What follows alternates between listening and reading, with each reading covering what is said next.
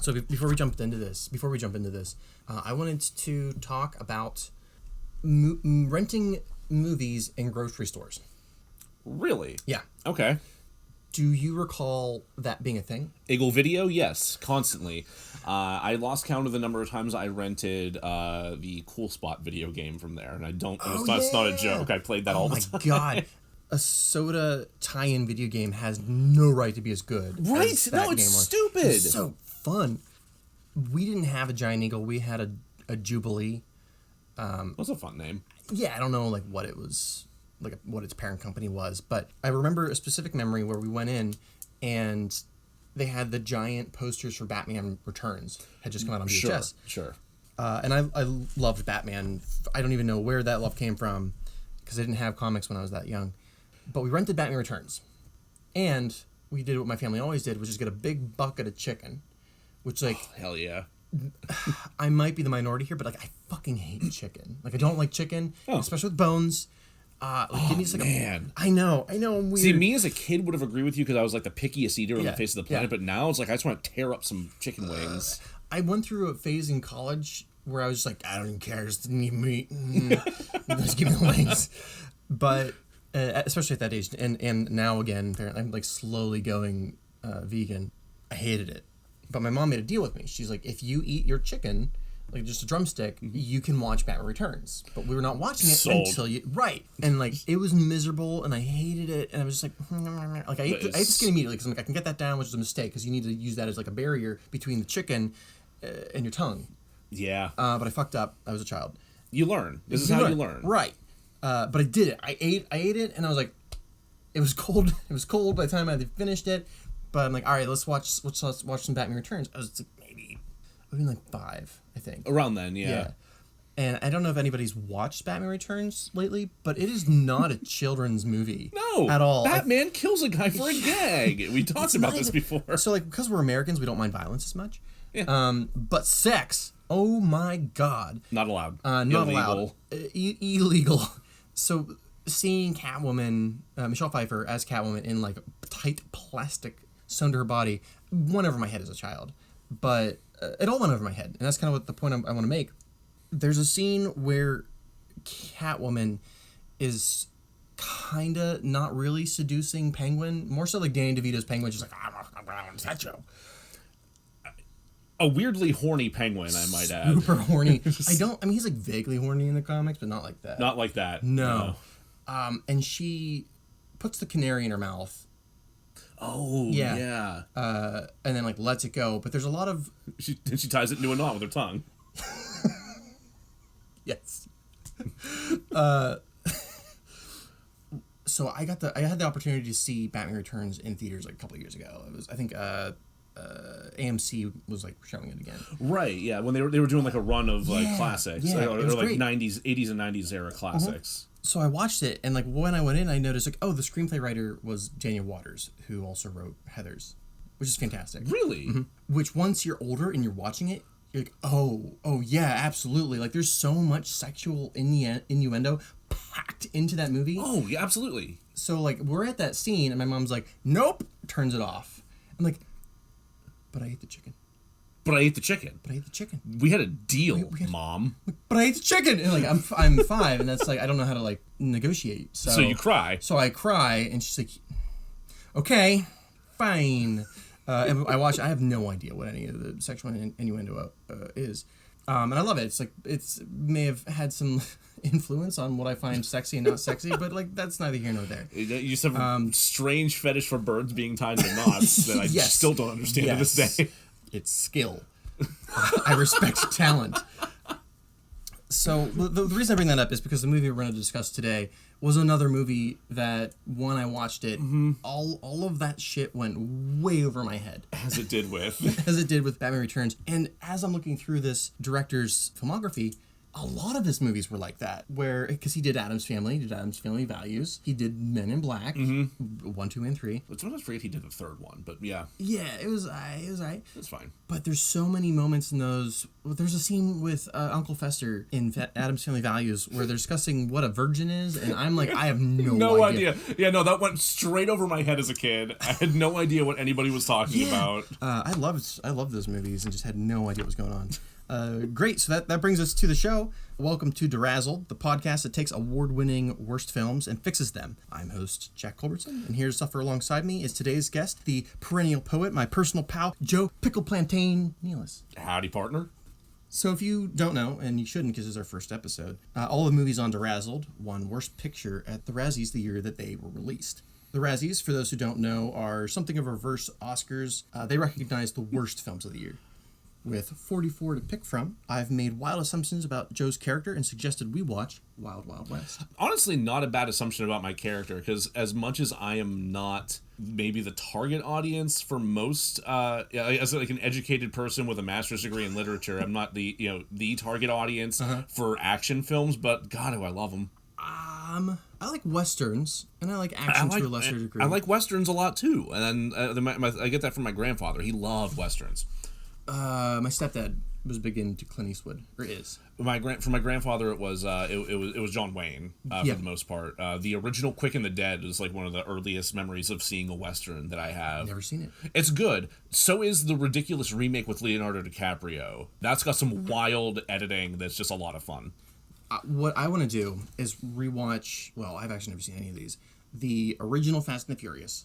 And then the remake, because my understanding is they're completely different films, and we'll do the same thing with The Quick and the Dead.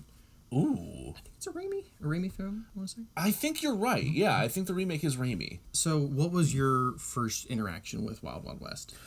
The song. I think it was the title theme song. The tie-in song. I was was very into MTV and in particular TRL at the time. Like it was like part of my after school ritual coming back from middle school is I would come home, I'd put on MTV and I would watch that while I like had a snack and like started my homework, and then I would transition to cartoons after that.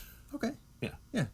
Mine was we had like family movie night for a while, and we would transition actors, right? So like for a while it was Jim Carrey.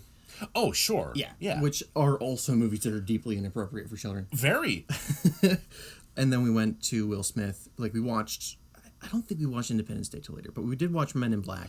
Well, Independence Day was always a constant favorite amongst my entire family. Like that was something that my cousin would demand we watch on repeat. Was Independence Day. He loved it. I've only watched it once, so I can't recall if it's like worth the reputation it has. Actually, yeah, it holds. The original Independence Day, I think, holds up. But what I will say is Bill. No, it's not Bill Paxton. Is it? Wait, Pullman. Thank you. I always get them mixed up too. It's ridiculous. They're both great. They're both great. Bill Pullman was the speaker at some kind of graduate, like KCACTF, where I went to school, and I being a little shit, like didn't go, but people were like, do the speech for Independence Day, and he did, because he's awesome. But those are my two associations with Independence Day. But with Wild Wild West, we saw Men in Black, which I don't know how after we saw that, specifically my mom was okay with us seeing Wild Wild West. That and the Burger King commercials. Yeah. The Burger King toys, like that whole, like that definitely had an impact too. I was 13 at the time of this movie, or like nearing 13 at the time this movie came out, and I still like those commercials still got me. Not that I would go out and get like the kids meals, because my family would rarely ever go to Burger King, but I was still just coming off like the tail end of like, oh man, I got all this cool Power Rangers stuff from McDonald's. Right. So like that's still like in the back of my mind, like, oh, that's cool. Okay. They also had like tie-in. So in the movie, Will Smith has these distinct sunglasses.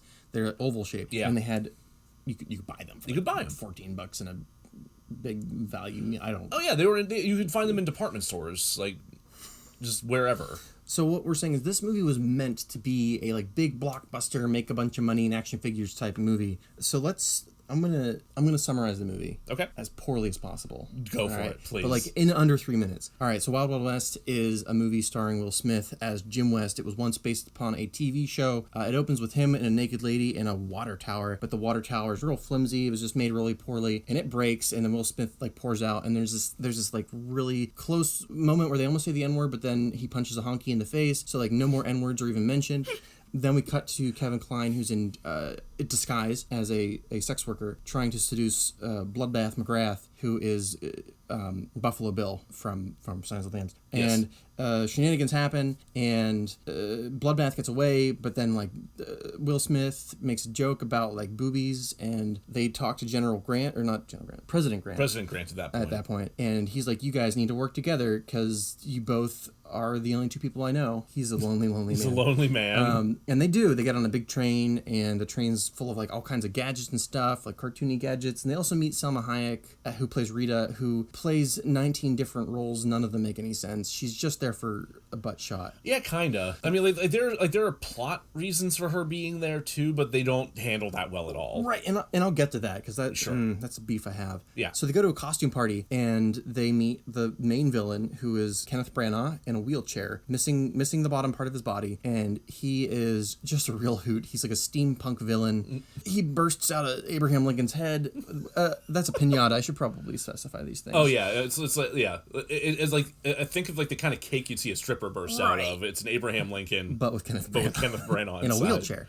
Will Smith drums on a lady's boobies and then almost gets hanged. But then Kevin Kline's like, I gave you a rubber gum rope, so you're fine. Sure. And then we cut to Kenneth Branagh with this like murder tank, and he like kills a bunch of Southern soldiers because they did the thing that they shouldn't have done, which is surrender at Appomattox Courthouse. And then murder train fight happens. There's a train versus train scene. There's a train versus train scene. Murder train fights good train, and then they end up with these magnetic collars that makes them touch each other. And none of that's homophobic at all. Nope. And then there's a metaphor about a wasp and a spider that went over my head. It wasn't very well planned. And then there's a giant mechanical spider, in case you didn't know. And they go to like fight on the spider because Loveless is like, well, I'm going to take over the United States with this one giant mechanical spider because it has fire, and fire bad. And More or less. He's going to give the captured United States, he's going to break it up into different parts and give like that to France and like that to Mexico, blah, blah, blah, blah, blah. But Will Smith's like, I'm a real cool dude and I beat you with my coolness. And Kevin Kline's like, I guess I'm still here, but I've run out of things to do with my plot. And then they do. Oh, and then Rita runs away with her husband, who's a scientist. Who we thought was her dad the entire time for reasons? Oh, and then reasons. They get made, special... They get turned into Secret Service at the end. They get made Secret Service at the very end, and they ride off into the sunset on the giant mechanical spider that somehow didn't fall into the canyon and get destroyed. Yeah, I have some thoughts on that as well. So that is the word-for-word breakdown of the Wild Wild West. Wild Wild West. The Wild Wild West was the TV show it was based on. There's notably no "the" in this title. Biggest issue so that we can quibble about. Any questions about the plot before I move on to some fun facts? Aside from why, no. Nope, got nothing. Fair. So as we pointed out, it's based on a TV show from the 1960s, which did have some science fiction elements to it. Mild. Yeah, I haven't watched a whole bunch of it, but I watched enough to be able to compare. And it's they do have all of those characters in it. There's Jim West, there's an Artemis, last name unknown, and there's Loveless, all those things. So this is not the first time, that was not the first time that the movie had been tried to made into a feature film. The first time it was attempted was by Richard Donner of Superman fame and Mel Gibson of racist fame.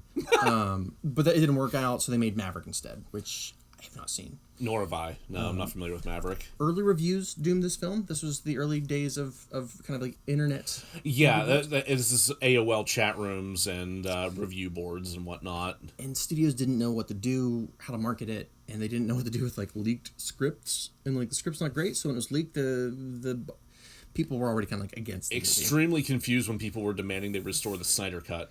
Very strange. But they're not wrong. But they're wrong. But they are wrong. They're absolutely wrong. The original star of The Wild Wild West, Robert Conrad, was supposed to have a cameo, and after I read the script, he was like, "Nope, no, I am good." But he did accept the Razzie Award. Really? Yeah, he went to the Razzies and accepted the award for the Wild Wild West team. That kind of rules. That's pretty... Mm-hmm. Oh my god. That's kind of an incredible flex, actually. Right? And like later Will Smith would say like, I get it. Because he went all in on the promotion of this movie and was he hyped it up so hard, and he really tried to embrace it as hard as he could. He was the only star to go on like the media blitz that they went on. Like there's that Mel Magazine article that you sent me, yes, where it details a lot of that stuff, where it's talking about how they had like 3 jets, like a Gulfstream jets set aside. Yeah. One of them for Will Smith and his family and entourage, one for Barry Sonnenfeld and his people, and then one for John Peters, in case he showed up. So it's just empty. They're just burning this jet fuel to send this 3rd Gulf liner. We'll get to this, but I'm curious. So the movie, it was one of the most expensive movies made at the time. Yeah. It was 1999. Huge effects budget. Huge effects budget. It did eventually make its money back overseas, but I wonder, because Kevin Smith has talked about this, that number does not include marketing. Which I think about just because of you talking about all the money spent on jets, and I think Will Smith had like a different cowboy outfit per area. Yeah, he had. Yeah, that's true. Yeah, he had a different, unique cowboy outfit he'd wear in like each country they would go to. So he had like one that would be appealing to China or to France or wherever they were. Like it's. So I can't imagine that if you factored in all of that stuff that it made money. Like maybe it broke even. I just really want to see I want to see pictures of Will Smith in these various outfits standing next to Barry Sonnenfeld, who I imagine is just schlubby. He's also very unhappy with the film, and I think even at that point he was fucking over it. I can't say I blame him. A couple more fun facts, and this might be my favorite one. The Warner Brothers producers, who were also making, I want to say they were making The Matrix at the time. This is the same year as The Matrix. They had a surprise screening of Wild Wild West. They let a bunch of fans in to watch The Matrix, and they're like, I gotcha. And they screened Wild Wild West instead, and the movie got booed because, of course, you have a bunch of sci-fi nerds who are going to see this like gritty, dark, moody sci-fi piece. You don't switcheroo people like that. No, especially not those two movies. No, for God's sake. So it got booed, as one might expect. Good. Yeah. You played yourselves there, guys. Come on. Bouncing off of that, Will Smith turned down the role of Neo. To be in Wild Wild West. I think it's because he was a fan of Wild Wild West, and he'd worked with Barry Sonnenfeld. He had the relationship with Sonnenfeld from Men in Black, so like that makes sense. So like two real quick last little factoonies, and this one's more so that we can talk about it later. During the filming process, and this isn't like entirely uncommon, but it's very noticeable in this film. But as the movie was being filmed, they didn't know the feel they were going for, or like who was supposed to be the hero, or who was the funny guy. Yep. And it reminds me a lot of David Ayer's Suicide Squad, wherein he shot. Oh my God! This is the 2016, not the upcoming one. No, yeah, this is the bad one. Where he wanted, I'm assuming, based on his filmography, like a gritty, stark action movie. And then they did the Suicide Squad trailer with Queen as the background music. And everybody's like, oh, this is a fun movie that we're going to go see. And David Ayer in the studio were like, no, sure. Not really. I mean, just those 3 seconds we showed you in the trailer. So they recut it, they reshot some shit. And I get the vibe that that's similarly what happened in Wild Wild West. And then the last factoid I would like to share, and this one's maybe a little bit more known, but John Peters was a producer on this film. How would you simplify the role of producer Joe? I mean, I think the irony of this is that in terms of how we typically define producer in our productions, we don't do it right. So I think can't argue that. What I've gathered is that a producer in most cases helps kind of guide the direction of the film a little bit, and in terms of like what you can and can't do, kind of vetoing or greenlighting ideas and making sure things are staying within budget and approving things if they need to go over budget, which this film did multiple times. Oh my God. It has been described as having a bottomless wallet. Yeah, which is absurd considering what came of it. But Peters is sometimes described as like kind of an absentee producer, which is weird to me considering the impact he had on this movie. Right. So, like, in an ideal world, the producer is there to make sure the movie gets made and that it does well. Yes. And John Peters did neither of those things. I mean, the movie did get made eventually. Sure. But Kevin Smith of Dogma and Clerks fame tells this great story. You should look it up because he tells it way better. And I think it was, I forget which Evening with Kevin Smith it is. It might be Evening with Kevin Smith 2, but my memory is not what it used to be. So the entire planet could have been destroyed. Watch both of them. Watch both of them. They're fun. Who knew, like, listening to Kevin Smith just talk for hours and hours would be so entertaining? It can be. Once he gets into, like, the later ones, like the last few that he's released, he just kind of, like, somebody asks one question, and he just riffs on that for an hour and a half, and he's like, oh, I'm sorry, I didn't get to anything else. Like, you windbag. What are you doing? That's because Seth Rogen introduced him to pod. That's exactly it, yeah. But no, those first few, though, he answers, like, all these wild questions from people. And he talks about the Superman movie that he was supposed to be the writer for. Superman Lives. Superman Lives, which was, if I'm not mistaken, the one that Nick Cage was supposed to play Superman in. That is correct. I think Tim Burton was attached to direct at one point. At one point, yes. Just imagine this for half a second, that you actually have a Tim Burton directed, Kevin Smith penned film starring Nick Cage's Superman. I want to say that they at least were working on a documentary of it, but it may be out already, and I very much want to see it. I'm pretty sure you're right. There is a documentary. We should watch that at some point, though. That might be like bonus episode material. Yes, yeah. But anyway, so John Peters was attached as the producer for this film, and he asked to see an outline from Kevin Smith, and Kevin Smith at this point had no fucking idea what an outline was. So he shows up. He shows up to Peters' palatial estate with like an 80-page outline. Like, so he basically has a script as an outline, hands it to him, and he's like, what's this? And he flips through some of it, and he goes, okay, look, I'm going to tell you what I want from this. Superman's not going to wear that stupid suit. He's not going to fly. And he has to fight a giant mechanical spider in the third act. At least as Smith tells the story, if I'm not mistaken. The first 2 points might be like up in the air, and I'm just kind of Smallvilling it. No, I think you're right. That last one, like that third point, was absolutely there. I think it was supposed to be like Toy Man fights him or something. It's like some like Z-list Superman villain. It didn't happen. Didn't see that movie. Back in the days when we had the pre-James Gunn writing serious movies days, where we didn't know how to play with goofy-ass, stupid properties. Yeah, you can have a goofy-ass villain or character. I'm really excited to see what he does with Polka Dot Man. I'm not going to lie. I love that actor, too. I can never remember his name. Good. So, similarly, Neil Gaiman... who has been approached several times to do a Sandman film. It was John Peters again? John Peters was slated to be the producer on one of these proposed Sandman scripts, and he made the same demand. Yeah. He pitched the fucking mechanical spider again, and he told, according to this Mel Magazine article, he told Neil Gaiman that having this giant mechanical spider would make any movie a hit. Yeah, Neil Gaiman. He's telling this to Neil fucking Gaiman.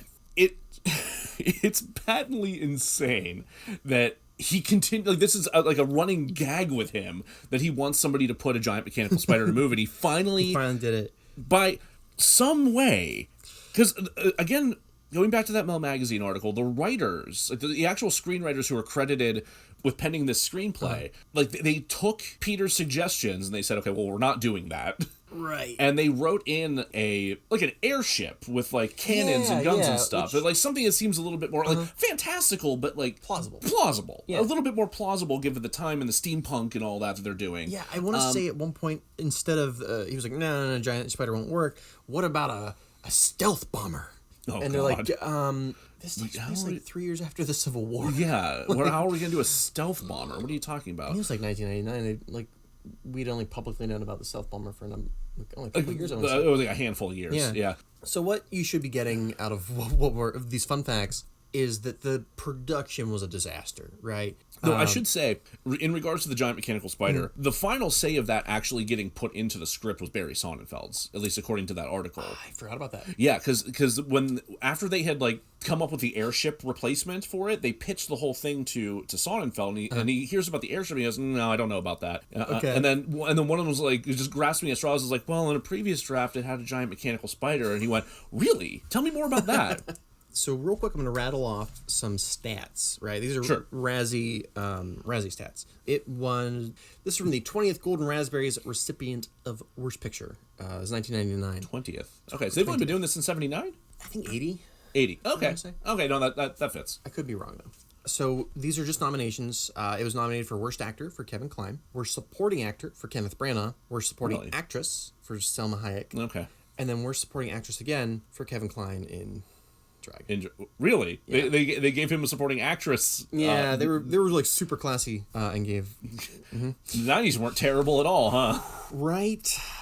So these are wins. It won Worst On-Screen Couple for Kevin Kline and Will Smith. Sure. Right. Worst Director for Barry Sonnenfeld. Worst my God. Screenplay. I'm not reading all the names for Worst Screenplay. There's a lot. No, there's a few different names there, and this ruined their careers. Yeah. Like, it's so sad. It was simultaneously their biggest payday and also what ended them in Hollywood. It really sucks. It's weird that, like, the Screenwriters Guild is meant to protect screenwriters. So, like, if you are the first dude in the gate, you write the first script, your name's going to end up on the credits at some point. Even if it's like just story by. Right. So in one way that's good, right? You want to receive credit for your work, but on the other hand, you could be credited for Wild Wild West.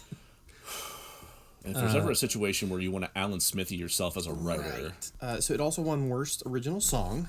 Sure. And then a couple numbers. The general Rotten Tomatoes score as of now is 17%. The Rotten Tomatoes audience score is 28%. Which is still really low. That's low. It's very low. Like, I think it's fair to say this movie is, like, when we watched it, like, it's not as bad as I remember it being. We'll get to that. After like it's bad. It's bad, but I've also seen the list of Worst Picture winners for the Razzies, and this was a gentle introduction to our show. It really, yeah. We're easing everybody in. Yeah. This is. And then the last score is for IMDb. It has a 4.9 out of 10. That's rough for IMDb. Yeah, I tend to lean closer to the IMDb scoring than I do Rotten Tomatoes, but I probably wouldn't have rated it that low. Welcome back to DeRazzled. We Did you just forget the name of the show? DeRazzled? Where am I? Why am I in the basement? Welcome back to DeRazzled, where we do things with our mouths. We're still working on the nuts and bolts of this. So we're going to critique Wild. Wild West. So what worked for you? So honestly, for the most part, the entire opening of the film. I should preface, I have this broken up into cast, story, and themes. So what cast, story, and themes? What are the cast work for you? Will Smith was great. I feel like this was a role. The way this role was written, I think, really played to his strengths. I think that he did a great job with it. He was funny. He was interesting. I never want to see him in drag for no good reason. If you're gonna put Will Smith in drag, you better have a good reason. And I think he could pull it off, especially in his younger years. Oh yeah, but it just wasn't. It was just that whole. I mean, we'll cover that more in a second. In the what not work.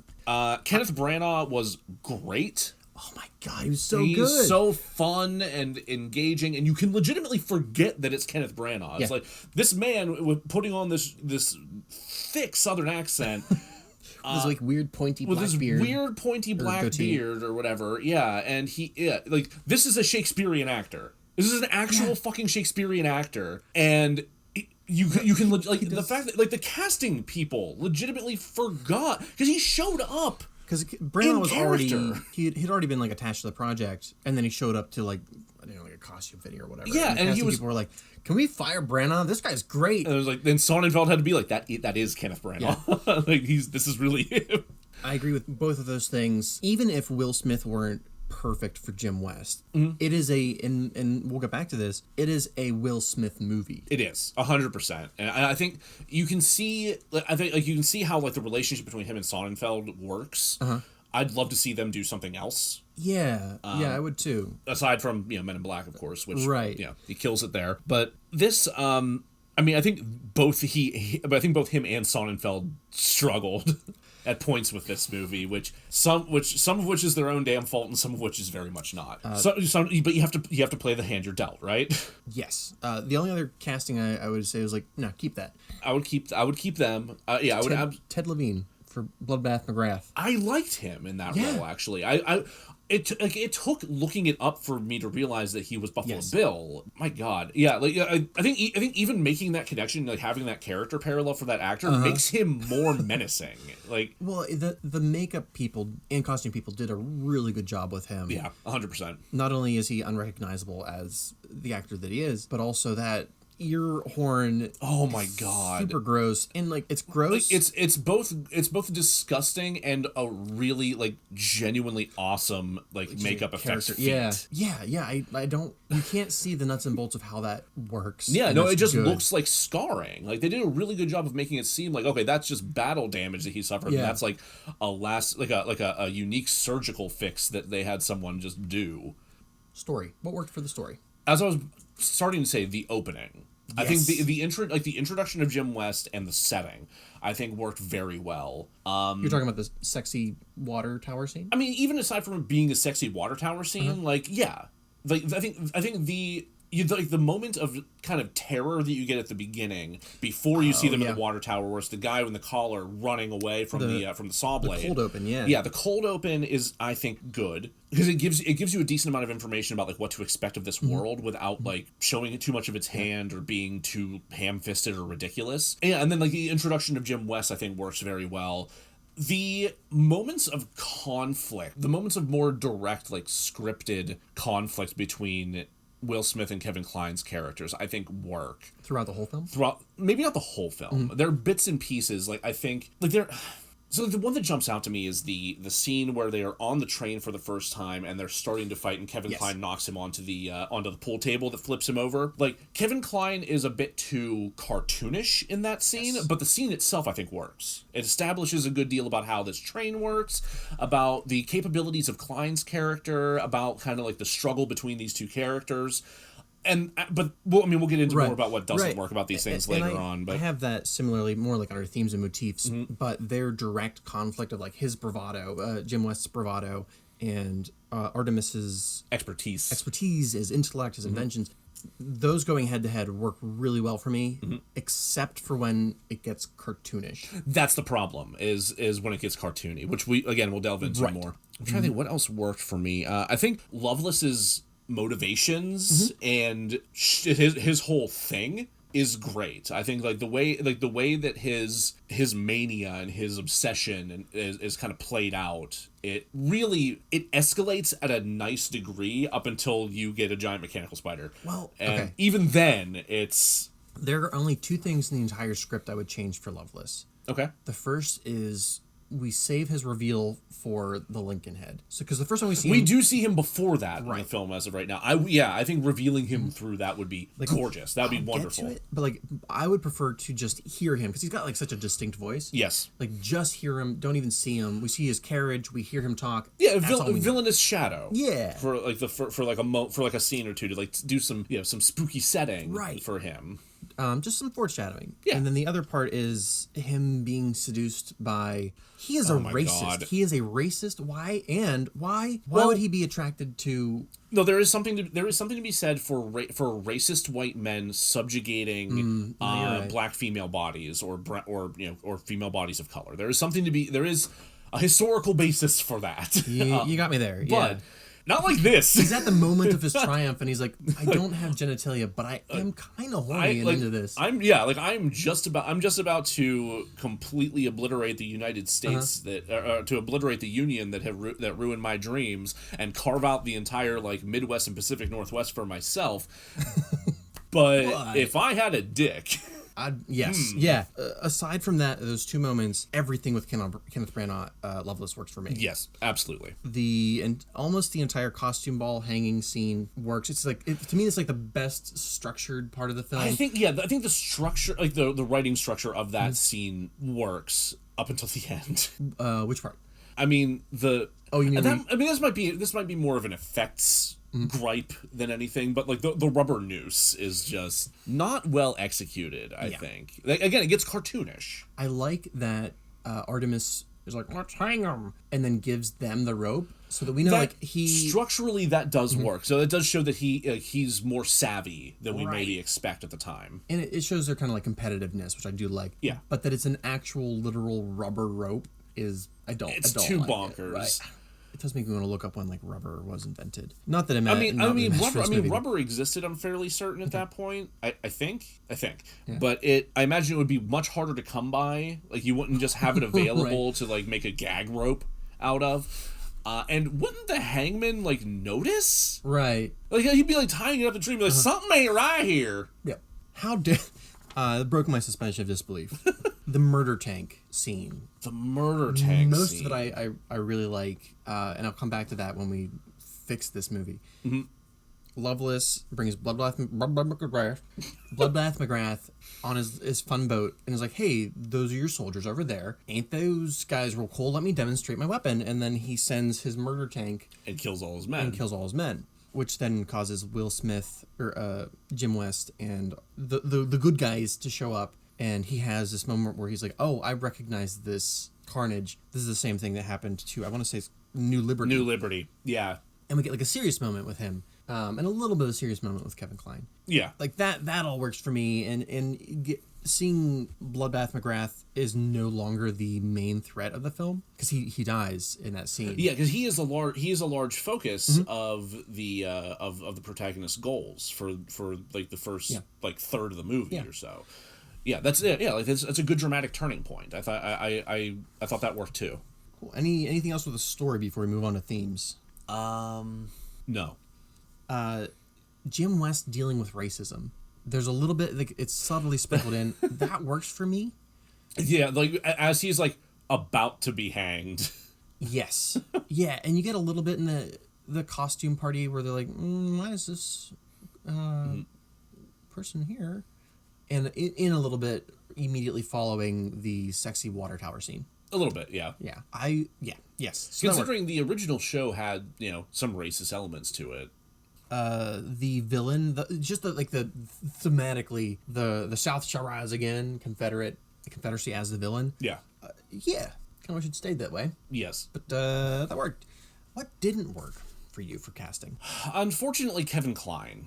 I like him as an actor. I do. I love Kevin Kline's work, but again, this Mel magazine, somebody in that interview in that article put it well, is that this is a point where he is kind of losing his star is starting to lose some of its shine. He's afraid of losing his acclaim and his fame, and he's trying to kind of upstage and maintain his own sense of status. And I think that takes away from his performance. I think he would have done himself more favors just leaning into the straight man. I agree. Which is, because he's capable of it. And I kind of have, like, his chemistry with Will Smith didn't click. No. So he's not a bad actor. He's not. This is just not the right role for him. I think that's one of the bigger problems there, is I think because he doesn't allow himself to embrace the straight man to Will Smith's comedy, he really hurts the relationship between the two of them, and it makes like the moments where we're supposed to actually care about the relationship between the two of them just fall completely flat. I agree. We have a comment from Crimson Verse Aaron. Hell yeah, there we go.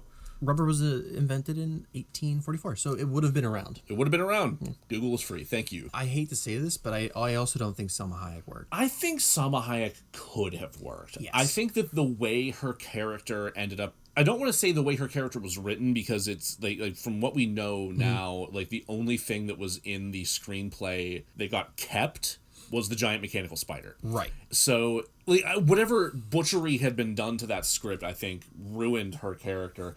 And somehow I feel like we know Salma Hayek is capable of a better performance than this. Even same year she did Dogma. We know Barry Sonnenfeld can direct women better than this. Yes. It's specifically I have written Selma Hayek as morphing plot device. So anytime they needed to get from like point A to point B, but there wasn't a great way to do it, they're just like, I haven't been entirely truthful with you guys. Yep. Here, let me show you the next direction we need to move in. Which makes her character, she's just a plot device. She kind of becomes not quite a Deus Ex Machina for them, but she does. Yeah, she definitely does only kind of serve like a plot directive purpose in a lot of scenes.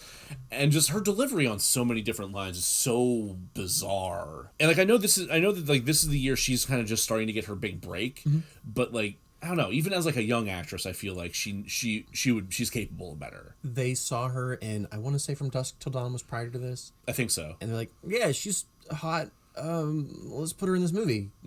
Which that's kind of what happens with a lot of the women in this movie, it seems. Yeah. Which I think is the other thing that is kind of a shame in the casting, because you have all these actresses that are really there as eye candy in a lot of ways, and that's super highlighted by the costuming in a couple of points. Which I love the costuming in general, but when it serves to as a sexist joke, I'm kind of not into it. Story didn't work for you. Story didn't work for me.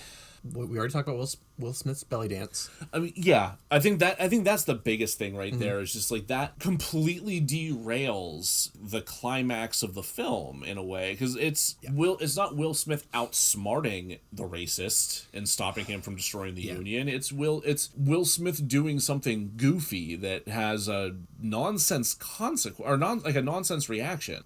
It's not funny. It's not funny. He's not good at it. It's not funny. He's not good at it. It's out of character. It's out of character for Kenneth Branagh to react the way that he does as Loveless in that moment. And also the rest of the room's just shuts up entirely. Like, we're all about to win. The bad guys are about to win. And then Will Smith shows up in drag, does a belly dance, and they're all like, we're not going to ask where or how he got here. We're just going to stop and watch. Like, do the delegates from, like, England, France, and Mexico or whatever else, like, not want to have, like, a say in this? Be like, hey, what the fuck? We want our land. Like, what are you doing? That's Jim West in drag. Like, right. Like, we've seen him. Everyone already knows that Jim West. It's like, I'll watch.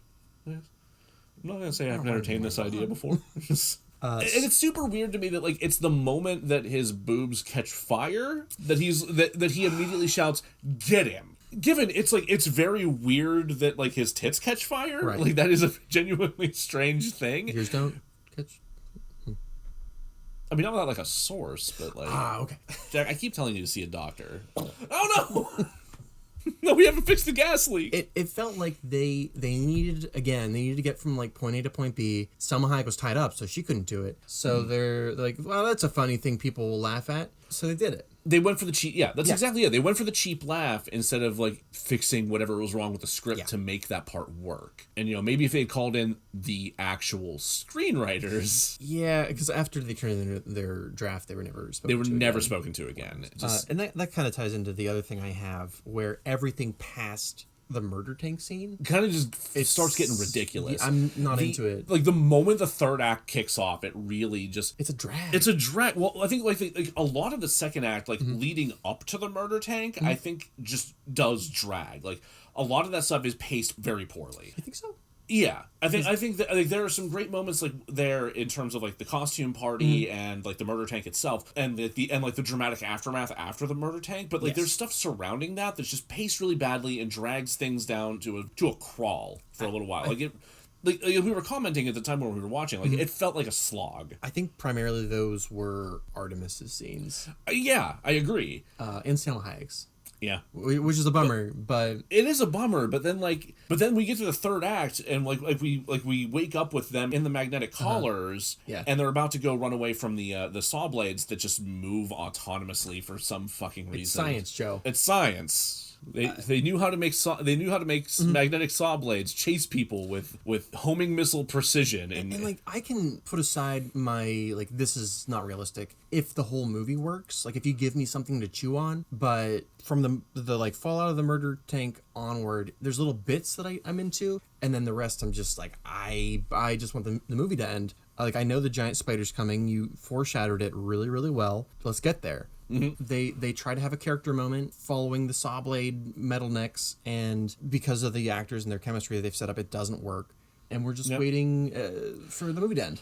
I think, like, at that point, like, them running away from the saw blades, I think is like the real. It's where the downfall begins, right? Like, I think that's where things, like, just stop being interesting. It stops being a slog and it starts being annoying, because, like, we don't give a shit about the relationship between these two dudes, and we don't we don't need to see them just like get into a bunch of like magnetized homophobic joke situations. I actually have a note in a minute about the ableist bullshit. There's a lot of ableist bullshit too. A lot of it. I mean, like, given like you made your villain a dude in a wheelchair, right? Which, like that there's that. But like as somebody who involved in the Civil War, that's not out of the question. No, like it's possible to have a disabled villain and have it not be like a caricature and have it not be shitty. Like you already have Bloodbath McGrath's drippy ear. Oh god, the drip. And like they didn't make a joke about it. I think Loveless does actually, but I think Loveless actually does. Yeah, you can just do the drippy ear if you must, and that's enough. Like you don't need to. And Loveless himself makes the joke about not having genitals anymore. Yeah, you don't need to have the like back and forth racist jokes, ableist jokes. Yeah, like the entire ending fight scene between him and Jim West inside the spider as it's about to careen off the cliff. Yeah. Like it literally is just a volley of racist and ableist jokes back and forth. And the first time they meet, it's that way, and then that last fight, they do sandwich it that way, and it's just fucked. We talked about this throughout, but having two comedic leads doesn't work. No, imagine if you will Hot Fuzz, where both Simon Pegg and Nick Frost are playing Nick Frost's character. No, that movie sucks. Not that we need to talk about this movie right now, but it's very similar to the female Ghostbusters. Kinda like I think they tried to do a more. I think they tried to have the main characters be a bit more straight-laced and serious, but it didn't play that way, unfortunately. I think because you have such big comedic forces in Kristen Wiig and Melissa McCarthy, it's a little too jokey at times, whereas like that was one of the biggest strengths of what movie were they in together? Bridesmaids? It was Bridesmaids, but they were in another movie together where she was a straight Kristen Wiig was like the straight man, and Melissa McCarthy was the funny one. And that dynamic works really well. That would work very well. I don't know why in Ghostbusters they were like, no, they're both the funny ones, and then what's her face is the straight man kind of. What's her name? From Saturday Night Live. Well, I guess. Kate McKinnon. Yes. I mean, she has some good jokes. I loved her in that movie. Oh yeah, she's the Egon. 100%. She was such a bright spot in that movie, but. I mean, this is neither here nor there. Right. The entire movie gets kind of stolen by Chris Hemsworth. Yeah. He's just way too good. He steals every scene he's in. So, which, if you're going to relate it to this movie, that's the Kenneth Branagh. Yeah. Like, you can't have both Will Smith and Kevin Kline making the funny jokes, the same kind of funny jokes, and that just creates way too much of a clash. Like they're constantly at odds trying to do that. Like the scene that we talked about that worked with like the pool, where we reveal how the pool table flips over and all that. Like so much of that scene is great. It's visually stunning. It serves a story purpose in terms of how things operate and how that's going to come into play later. But like the cartoony like fake kung fu noises and movements he makes to distract as he elbows the button, the release button. Yeah, like too much. Will Smith coming in with like bravado and action and like headstrong, and then you have Kevin Kline using intellect and his inventions to one up Will Smith. That works. Yeah. And then the last theme that didn't really work for me was the love triangle. The love triangle did not work at all. My God. Especially whenever it's just the whole thing is just blown up in the end. Like the final punch of that love triangle is like, hey, even we knew it didn't work. Here's like we're just gonna make it so that's no longer a thing. Here's her husband. We thought it was her dad. And it makes me kind of like Jim West less, because he's like, yeah, I just want a boner. That's just what's going to happen, because that's what I do. I bone in water towers. Don't worry about where that water's coming from or what you're going to do with it. I was immediately concerned about that latter point. Like, that's like the town's water supply you're coming in. Like, do that there, huh? Yeah. Okay. I don't have anything else I want to add to that. So everything. Oh, and I do really quick. I want to point out that like the train could have been a way cooler, like third character almost. Yeah, that could have been, because there's not really any like, this is my horse Buck, and he's gonna be my best friend. You don't have that in this kind of movie, whereas like a lot of westerns you do. So it could have been the train. The train could have been like a third character. It has a name, the Wanderer, which I had to look up, but I don't even remember that. Yeah, it's in like the summary, but it's just kind of like a half-assed third lead. Fourth lead, whatever. Yeah, it could have been so much more. Yeah. But. So, given everything we've talked about, do you think it earned its accolades? I mean, I think it deserved a Razzie, at least a nomination. It may might not have deserved to win Worst Picture, but like it certainly deserves some derision, I think. I think if this was a different year, it wouldn't even have been nominated. But there's just so much good stuff coming out in 99. Yeah, like looking at the other movies that were nominated, and I can't remember off the top of my head, but they're really, none of them were awful. The closest you come to a really terrible movie, in my opinion, is Star Wars Episode 1, which was nominated and did not win. Which is kind of astounding. Yeah. I mean... I think I'd seen like most of the Best Picture winners, and compared to other years, ain't that bad. Yeah, I think, when you look at that list, Wild Wild West comes out as fine. But given the movies you have to pick from that year, yes, I agree it deserved to be nominated. Did I think it deserved to be like to basically sweep the Razzies that year? I don't think so.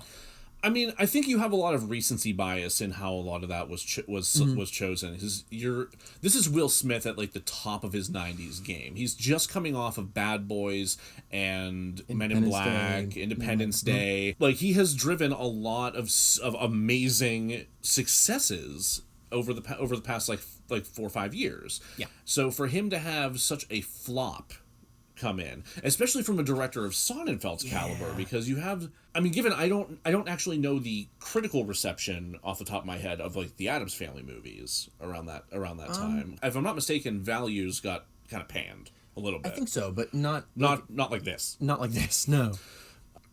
So, well, luckily, there's room for improvement, and we know just how to do that. But first, we're going to stop for commercials. Yes, commercials. And ads. I do like that hat on you. Well, welcome back to DeRazzled. We have finally reached the climax of our show in which we fix it. We get to fix this Wild West. But first, I have a monologue, so you're going to have to deal with that. But before we go pulling the film apart, I want to point out that making a film is an incredibly difficult process. I know this firsthand. And even if the film is a shameless cash grab, as this movie clearly is, a film employs hundreds who do their sometimes thankless jobs because they love it. Also, I'd like to read 2 quotes. Quote, "Remember, when people tell you there's something wrong or doesn't work for them, they are almost always right.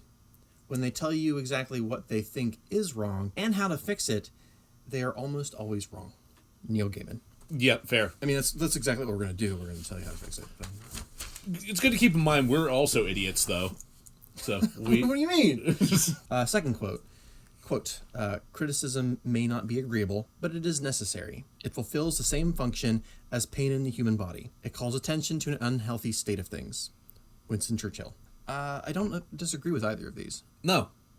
All right, cool. Some general rules that we follow when we're fixing these.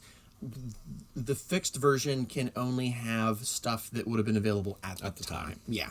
So we do have CGI for this film, but if this were like a 1960s film, we can't go and have like 80s CGI. Mm-hmm.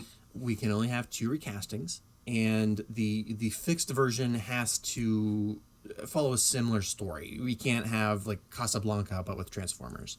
Nope, we can't. All right, Joe, what does our cast look like? Well, who we're keeping? I think we're clearly keeping Will Smith, Kenneth Branagh, and Ted Levine. Ted Levine. Mm-hmm. Yeah, I think they are slam dunks. Absolutely keeping them. Yeah. We got to replace Kevin Kline. Yes, I have a suggestion, but yes, like, I can't think of who at the time would be a better straight man. Who would be interested in doing this. Right.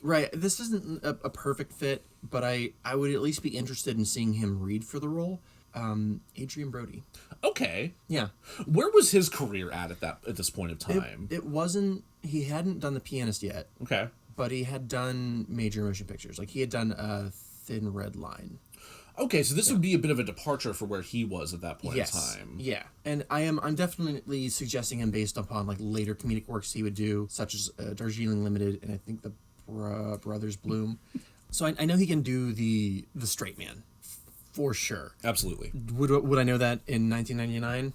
Like I said, I'd bring him in for a read. The other recast that I have is, so we didn't mention this earlier, but the sexy water tower scene, it's Will Smith with a woman of color. And I rewatched a little bit of this before I rewrote the script. Will Smith only ever hits on non-white women in the movie. Is that right? Mm-hmm.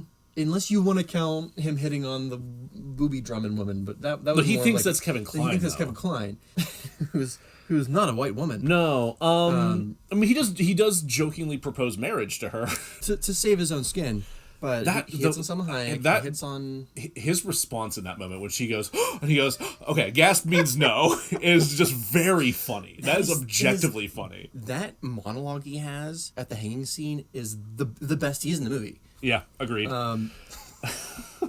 That is the Will Smith that I enjoyed in Men in Black and Independence Day. So I would recast, not that she did a terrible job, she was fine. I would recast her with a white woman, because it almost feels like the writers, directors, producers, whoever were like, we can't have Will Smith, a black man, hitting on a white woman. That's interesting, because there is, even around that time, I was just reading, there's a headline that's been popping up in my recommended nonsense online. I don't know if it was Roland Emmerich specifically talking about this, but apparently Fox had not wanted them to cast Will Smith as the lead in Independence Day. Yeah.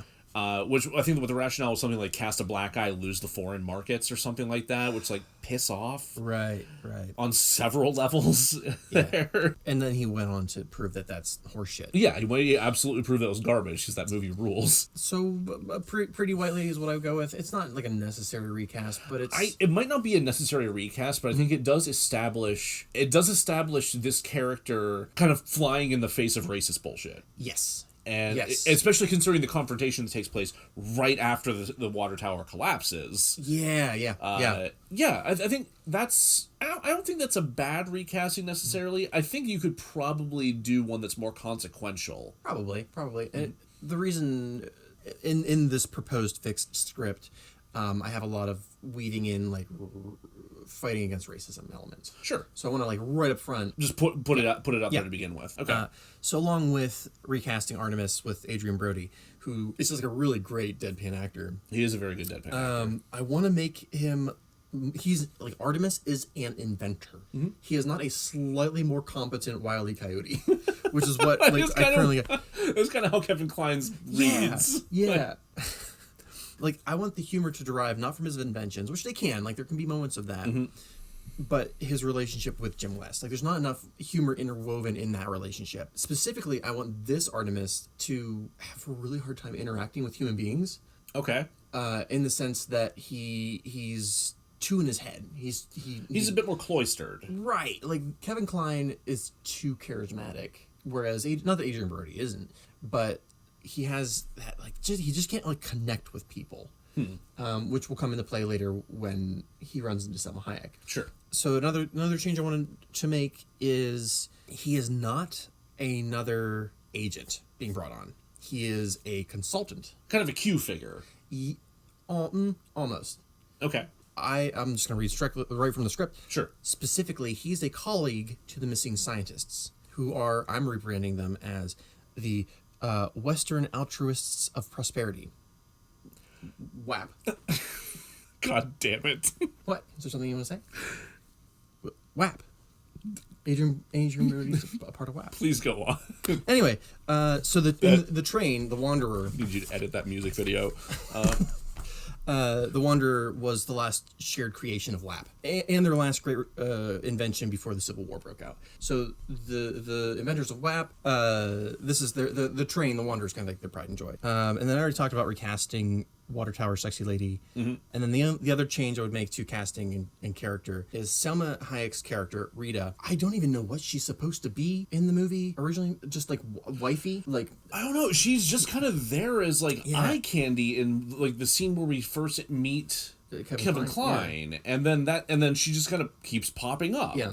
like her purpose shifts entirely too much. So what I would like to do is change her to being a Mexican spy for the Mexican military. Ooh. She still lies about who she is, and it's still like a joke that she's like, well, I haven't been entirely truthful up to this point. But it actually like fits. It serves a better purpose than just like, I don't know.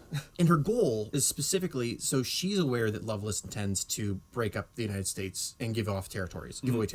Her concern is that she's going to give Mexican territory to the French, who I know very little about French history or Mexican history, but apparently they were dealing with Napoleon around this time and weren't buddies. So Is that? I don't know. I know American history pretty well, but Mexican French history not as much. At any rate, she's trying to prevent Mexico from having territory taken away. Okay. Themes are pretty simple. We already talked about them. Cut the ableist bullshit. We don't need that.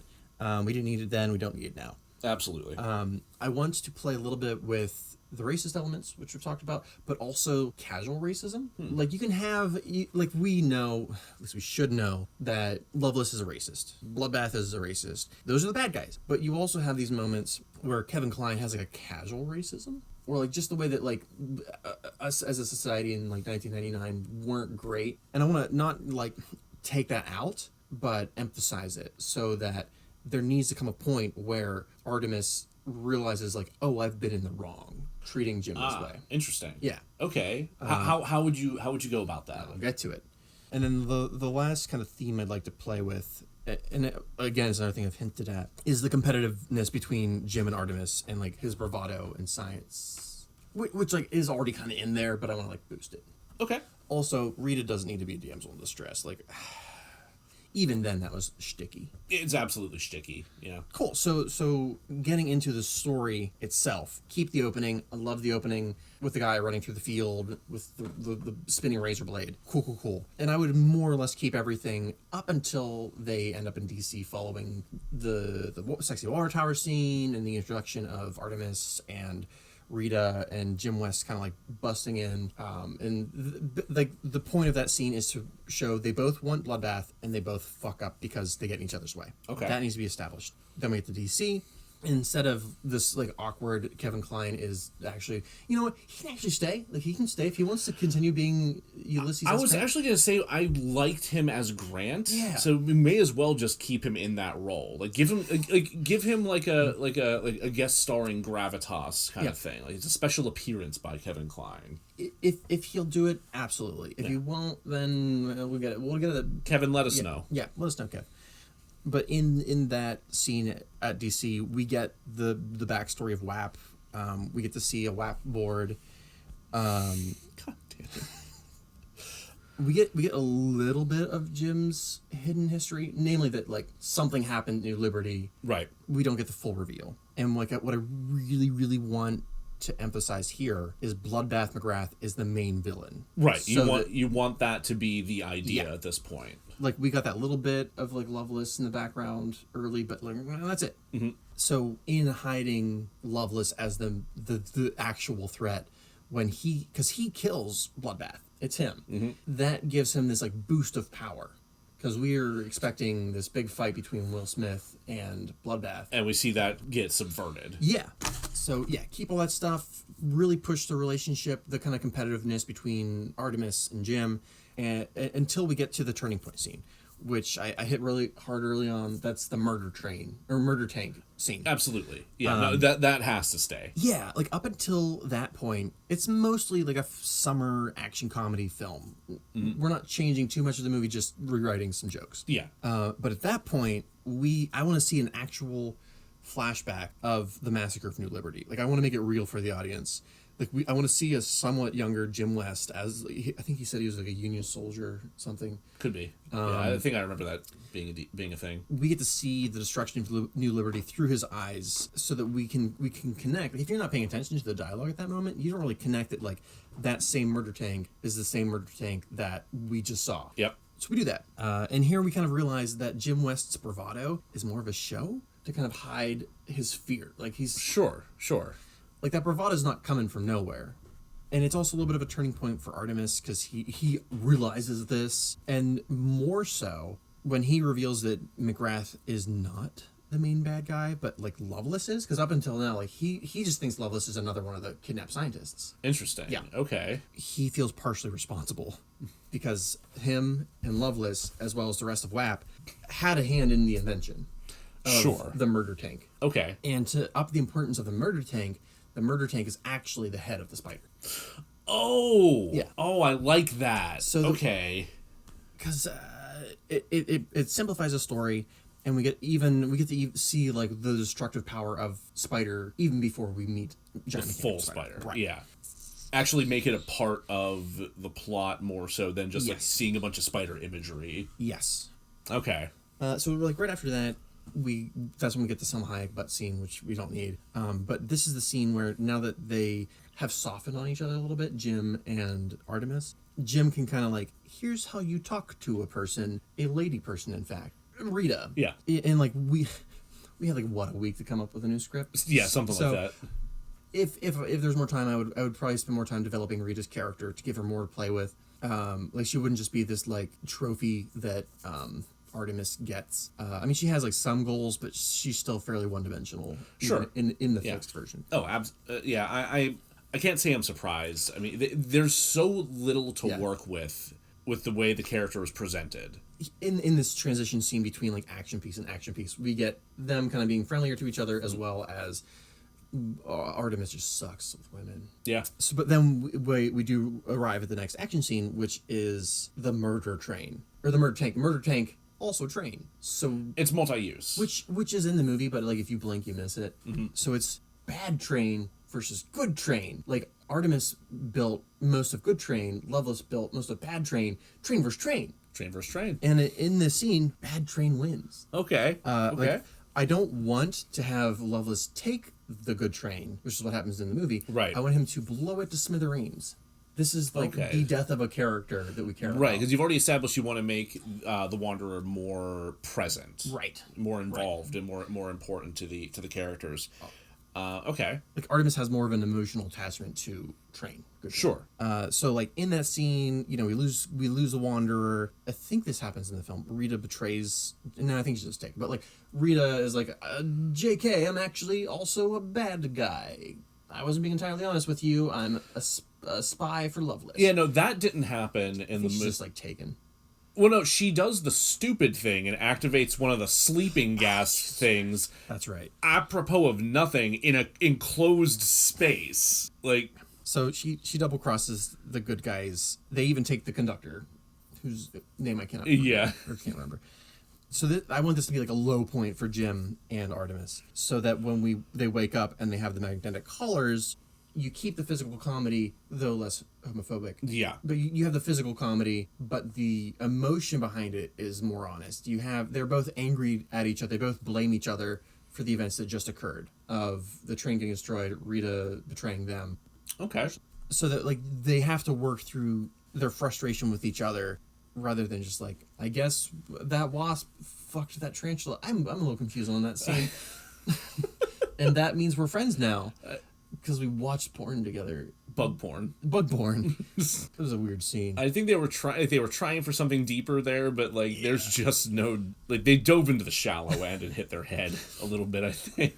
Yes. So, and I do like the scene of like them surrounded by a campfire. They've gotten out of the mechanical collars. So like Jim gets to understand like, oh, your life is harder, Jim, because you are a black man in the West in 1868. Yeah. And Jim's kind of already aware of it, but he respects Artemis through getting them out of the collars, and also like his intellect. That's a lot for a socially awkward white dude to kind of like accept and like openly state at that point in time. Like, so I kind of follow the hero's journey. Mm-hmm. So this is that moment where like we are now spun into the climax, but the characters have a higher stake, but also more respect for each other. Sure. So there's a bit of yada yada-ing because the movie doesn't make sense a lot in this part. No. So they do get to the industrial complex. They see the murder tank combine with the giant spider, mm-hmm. and Artemis succeeds in finding the missing scientists, only to immediately see them burnt to smithereens because this giant mechanical spider needs to test its fiery jets. Ah, okay. So he's like, well, shit. Yeah. So now it becomes the goal now becomes stopping Loveless and Right.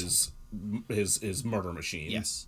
So yada yada yada. The giant mechanical spider, along with the remnants of the Confederate Army, because in this version, the South shall rise again, are about to overtake the Capitol. I made a slight change. Overtake the Capitol. Okay, so we're venturing back to DC here. Okay. Like I like that they had the fight. I think it was Utah with the spike. And Yep. Historically, that's interesting, but the Once Upon a Time in the West did it better anyway. So we're just gonna go back to the Capitol, where the South tries to overthrow the Capitol for reasons. That may be relevant. I don't know.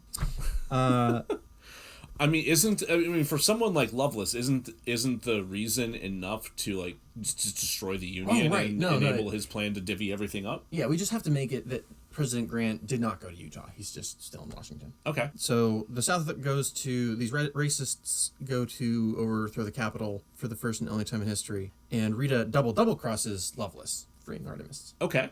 So we just cut that entire belly dance scene. Like she just does it. Thank God. Yeah. No, I like that both gives Rita some more to do and also eliminates easily the worst moment in the entire fucking movie. Yes, yeah. I wanted to give like each of the three main characters something to do in this last act.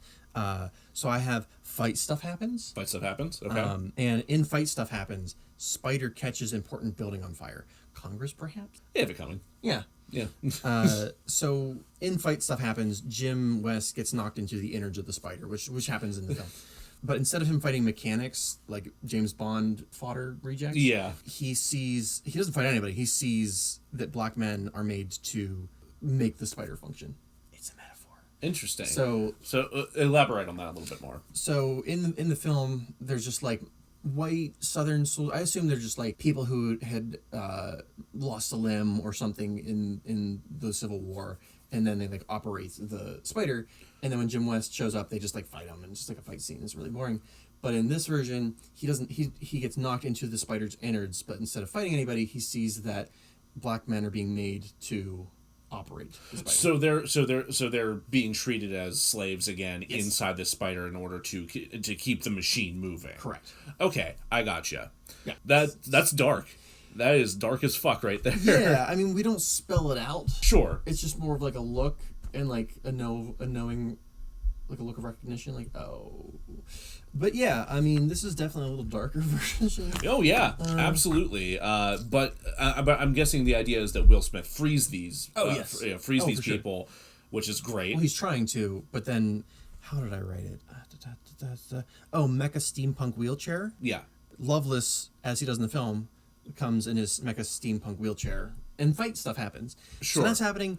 Meanwhile, we also have Artemis fighting. Instead of, I don't even know who he fights in the movie, but I have him fighting the Loveless's Amazon lady army, which is a metaphor for his impotence around women. That fits. Yeah. Absolutely fits.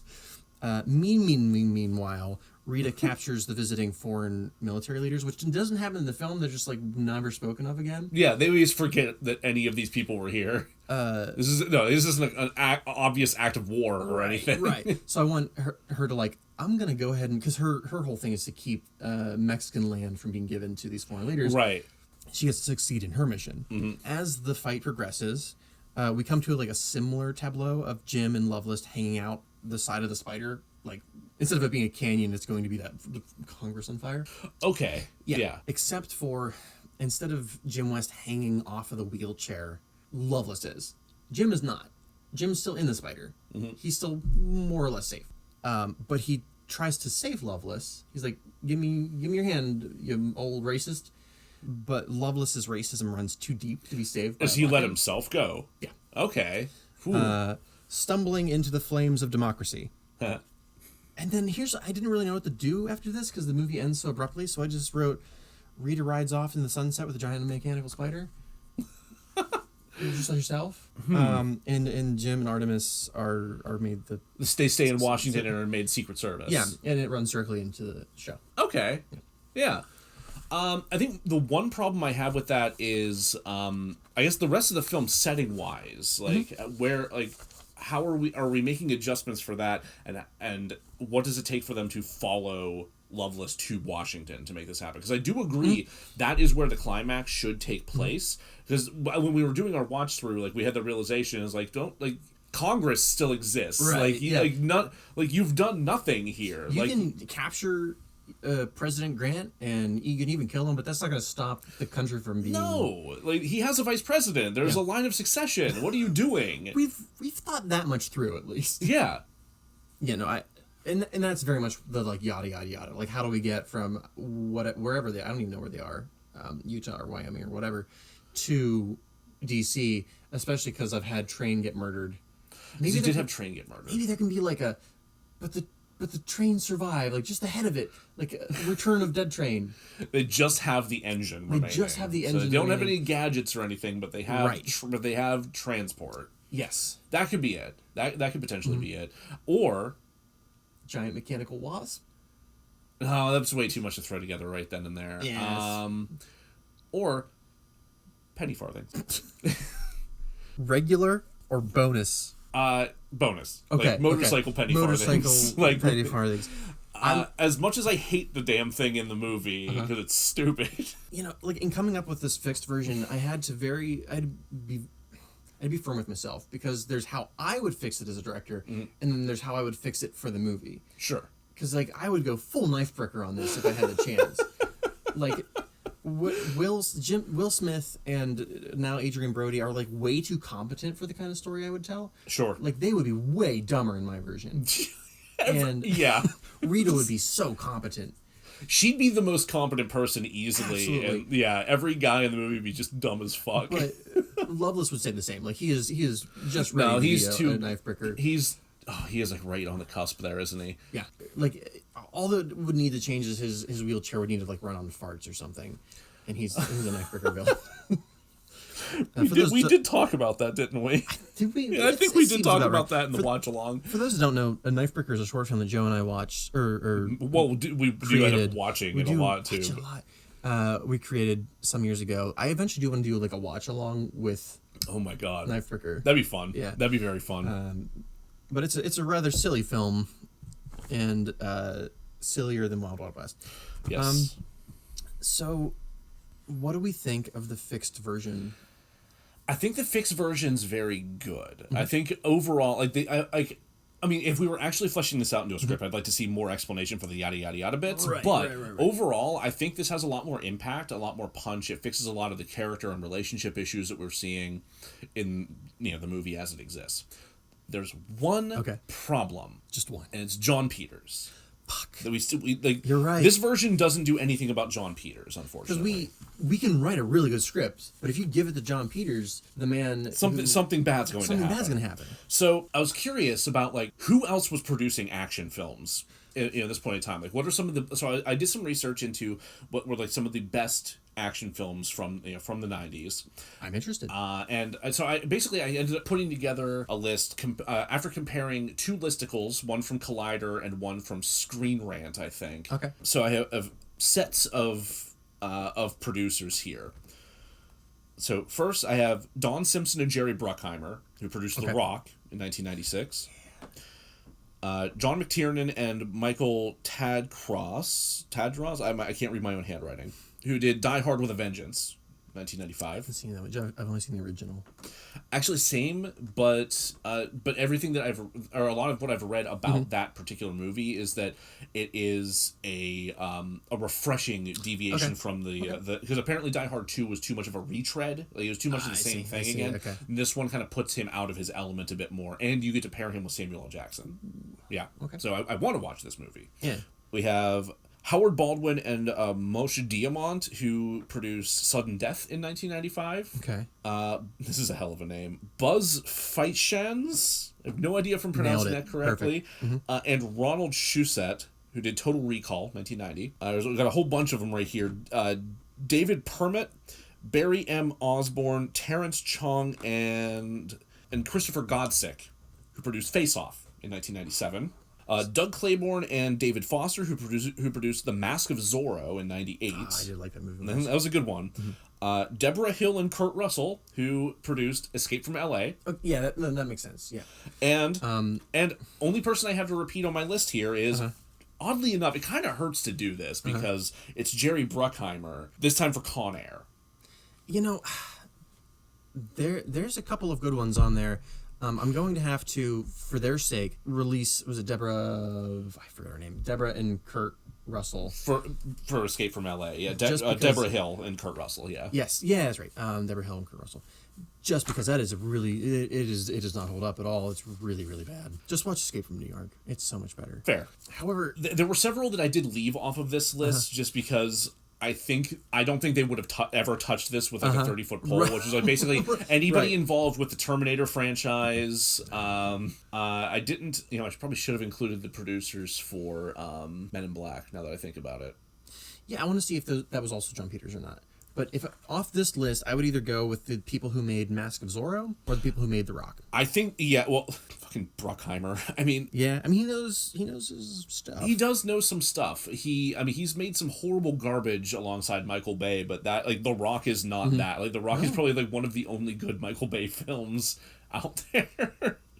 But yeah, no, that one's excellent. Doug Claiborne and David Foster for Mask of Zorro. I think if just for like setting, right, and like knowing what to do to make a movie work in that time, and for them being that active so close to the release of this one, I think that could be a good fit. And we can if Kevin Kline rejects our offer for him to be President Ulysses S. Grant, Anthony Hopkins can step in, and not that he would fit the role whatsoever, but that means he would have played not only Ulysses S. Grant, but also Richard Nixon. Ooh. There, we just fixed the movie. Just fixed. So, we've done the thing. We fixed the movie. It is really, really good now. What Rotten Tomatoes score would you give it? Rotten Tomatoes... I think we've probably upped this to at least like maybe a 60. Okay. You think maybe it's not fresh. I don't think it would hit certified fresh necessarily, but I don't think it would be the failure that it is right. now. It's definitely something that when I dig through my box of toys and I find my Wild Wild West mechanical spider from Burger King, it's a happier memory. As far as IMDb, I would give it probably like a 6.8. That's about where I was leaning. I was gonna say like somewhere between a 6.5 and a 7. It's not bad. It's not bad at all. Like I an IMDb rating, I would say like if it's close to a 7 or above a 7, I'd be like, okay, I'd give that a shot. When it's below a 6, I'm like, when it's below a 6, like it's gonna probably it's probably gonna be terrible at that point. A thought did cross my mind here though as I was going through the list of producers. Which of them would actually allow the giant spider to come into existence? Because if that's already been established as like a John Peters trope at this point. I don't think Bruckheimer would allow it. You don't think Bruckheimer would allow it? I think I was thinking he might be the only one on the list that would allow it. Yeah, given I'm thinking ahead to like Transformers stuff that he's done with Michael Bay and whatnot, but like this could have been like the first foray for him to like experiment with that kind of stuff. Like maybe he's just heard of what steampunk is, and like got bit by a spider or something. If he's the producer who allowed giant mechanical nuts on a Transformer, then there's a rationale. Jerry Bruckheimer is the new producer of this film. Congratulations, Jerry. I look forward to seeing the final product. Joe. Yes. Thank you for suffering alongside me. It's a joy as always. Where can people find you? I'm on the Instagrams at JMNeelis. I am nowhere else currently. Great. Especially as we're still kind of figuring out like what to do. I don't think we've really talked about what to do social wise for this show. You can find me at Dullboy Jack on the socials, Instagram, Facebook, what have you, Twitch. Don't forget to subscribe to DeRazzled, and we promise to razzle dazzle you. Yeah, we do. Fucking hell. Thank you for joining us. All rights reserved to Joe. Just Joe and not me. He's entirely responsible. I don't know how that happened, but I don't make the rules.